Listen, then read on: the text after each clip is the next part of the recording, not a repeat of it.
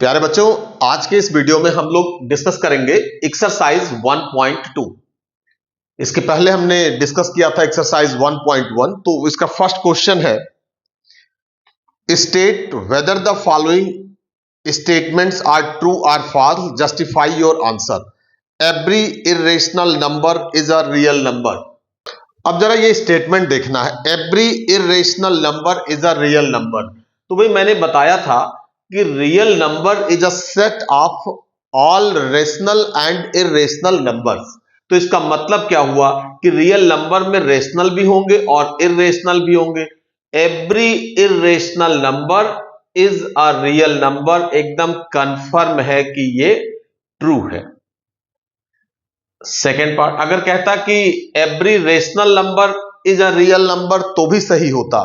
अब इसका second part क्या कह रहा है, every point on the number line is of the form root M where M is a natural number. इस स्टेटमेंट में इन्होंने कहा है कि every point on the number line is of the form under root M where M is natural number. मतलब कि number line पर जितने भी नंबर्स लाई करते हैं, जो पॉइंट लाई करते हैं, वो इस फॉर्म में होगा और उसमें m नेचुरल नंबर होगा। तो मैं एक छोटा सा एग्जांपल इसका दे रहा हूं कि जैसे अंडर रूट 2/3 है, इसमें ये जो नंबर है ये रियल नंबर है और ये नंबर लाइन पर लाई करेगा। अब इसमें हमको देखना है कि क्या जो m है वो नेचुरल नंबर है कि नहीं। तो यहां पर m की प्लेस पर भाई 2/3 है, तो 2/3 रेशनल है, न कि ये नेचुरल नंबर है। तो इसलिए ये स्टेटमेंट हो जाएगा फॉल्स। क्लियर है भाई यहां तक? ओके, अब चलो भाई थर्ड नंबर पे चलते हैं। Every real number is an irrational number. तो अभी मैंने बताया था कि जो रियल नंबर होगा उसके अंदर रेशनल होंगे और इरेशनल नंबर्स होंगे। तो भाई रियल में रेशनल भी आएगा, इरेशनल भी लाई करेगा। तो every real number is an irrational कैसे हो सकता है? क्योंकि दोनों ही लाई करेंगे, यानी रियल नंबर में रेशनल भी होगा और इरेशनल भी होगा, इसलिए यह भी स्टेटमेंट फॉल्स है। तो फर्स्ट स्टेटमेंट हमारा ट्रू था, सेकंड और थर्ड फॉल्स है विद जस्टिफिकेशन। इसके जस्टिफिकेशन में रियल नंबर की डेफिनेशन लिख देंगे कि real number is a collection of all rational and irrational numbers. अब हम बात करेंगे क्वेश्चन नंबर 2 की। Are the square roots of all positive integers irrational? If not, give an example of square root of a number that is a rational number. तो इसमें लिखा जाएगा the square root of all positive integers are not irrational. पहली line ये लिख देंगे। अब इसमें एग्जाम्पल देना होगा। तो भाई अंडर रूट 4 परफेक्ट स्क्वायर है, ये 2 हो जाएगा। अंडर रूट 9 ये 3 हो जाएगा। तो इसका मतलब कि जरूरी नहीं है कि square root of all positive integers हमेशा इरेशनल हो। अब हम लोग बात करेंगे question number 3। Show how root 5 can be represented on the number line. चलो भाई, रूट 5 ऑन नंबर लाइन, इसको हम बोर्ड पे बता रहे हैं। प्रॉपर स्केल के साथ कंपास ले करके इसको आप लोग बनाएंगे। देखो क्या करना है इसमें। सबसे पहले एक नंबर लाइन ड्रा कर लेनी है स्ट्रेट, और इसमें जैसे हमने पॉइंट लिया यहां पर 0। अब ये जो 0 है यहां से 1 यूनिट डिस्टेंस, अब ये 1 यूनिट हम 1 सेंटीमीटर भी ले सकते हैं, उससे ज्यादा भी ले सकते, फिगर की क्लियरिटी के लिए। तो अगर हमने यहां पर 1 सेंटीमीटर पर ले लिया है 1, तो नेक्स्ट 1 सेंटीमीटर पर होगा 2, 3, 4, कुछ नंबर्स ऐसे ले लिए, कुछ नेगेटिव में भी दिखाएंगे, नेगेटिव इंटीजर्स। ये हमारा नंबर लाइन तैयार होगी।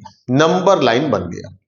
अब इसमें क्या करना होता है, यहां पर जो 0 दिखाई दे रहा ना, इस पॉइंट से राइट साइड में हम 2 यूनिट लेते हैं डिस्टेंस। सबसे पहले कितना डिस्टेंस लेंगे, 2 यूनिट, और यानी 1 यूनिट यहां तक, और इसको हम यूनिट पढ़ेंगे, सेंटीमीटर मिलीमीटर नहीं पढ़ेंगे।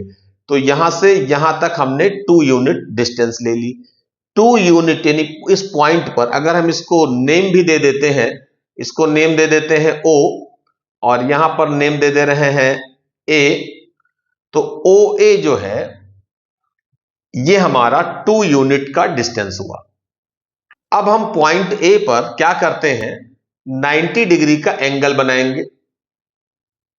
कंपास की हेल्प से 90 डिग्री का एंगल सबको बनाना आता होगा, और इसको ज्वाइन करते हैं। अब इसके बाद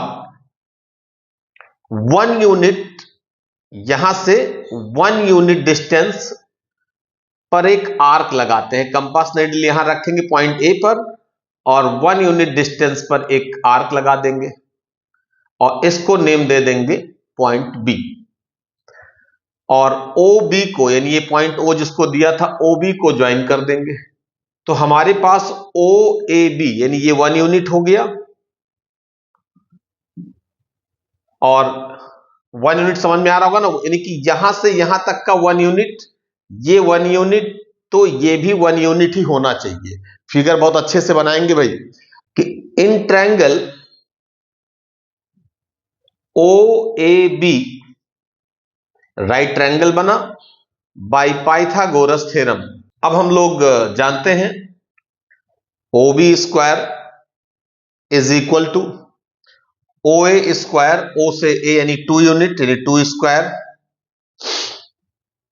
अब इसके बाद क्या होगा, O B square is equal to 4 + 1, तो O B square is equal to 5, O B is equal to √5 unit. O B ये हमारा आ गया √5 यूनिट।